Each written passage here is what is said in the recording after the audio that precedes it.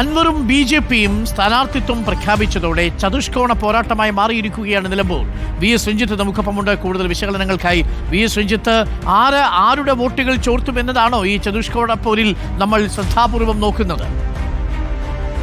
Doctor Arunkumar, ഒരു ഉപതെരഞ്ഞെടുപ്പിന്റെ എല്ലാ വീറും വാശിയും ഇപ്പോൾ നിലമ്പൂർ ഉപതെരഞ്ഞെടുപ്പിന് കൈവന്നിരിക്കുകയാണ്. ഒരു സാധാരണ തെരഞ്ഞെടുപ്പായി UDFന് ഈസി വോക്ക് ഓവർ ഉണ്ടാവേണ്ടിയിരുന്ന മണ്ഡലമാണ് നിലമ്പൂർ ഉപതെരഞ്ഞെടുപ്പ്. പ്രത്യേകിച്ച് ഒരു ഭരണകക്ഷിക്കെതിരെ സ്വാഭാവികമായി സംഭവിക്കാവുന്ന ആന്റി ഇൻകംബൻസി ഫാക്ടറൊക്കെ വെച്ച് PV അൻവറിന്റെ സാന്നിധ്യം കൂടി UDFനൊപ്പമാവുമ്പോൾ ഒരു ഈസി വോക്ക് ഓവർ UDF പ്രതീക്ഷിച്ചിരുന്നു. ഇവിടെ വലിയ അട്ടിമറികൾക്കൊന്നും സാധ്യതകൾ മാധ്യമങ്ങൾ പോലും പ്രവചിച്ചിരുന്നില്ല. പക്ഷേ ഈ ഘട്ടത്തിൽ 4 സ്ഥാനാർത്ഥികൾ വരികയും ഈ 4 സ്ഥാനാർത്ഥികളും കളത്തിൽ നിറയുന്നതോടുകൂടി തന്നെ മത്സരം കൊഴുക്കുന്നു എന്ന് അക്ഷരാർത്ഥത്തിൽ നമുക്ക് പറയേണ്ടി വരും. ഇവിടെ UDFും LDFും തമ്മിലാണ് നേർക്കുനേർ മത്സരമെങ്കിൽ കൂടി PV അൻവറും BJPയും SDPIയും പോലും ഇവിടെ ഒരു ഫാക്ടറായി മാറുന്നുണ്ട്. കാരണം UDFും LDFും തമ്മിൽ നേർക്കുനേർ പോരാടുന്ന ഘട്ടത്തിൽ UDFന് ഒരു മേൽക്കൈ ഉണ്ടാക്കി കൊടുക്കുന്നത് ഭരണവിരുദ്ധ വികാരമാണ് എങ്കിൽ ആ ഭരണവിരുദ്ധ വികാരം 4ആയി പിളർന്നു പോകുന്ന കാഴ്ചയാണ് നിലമ്പൂരിൽ നമുക്ക് കാണാൻ സാധിക്കുക.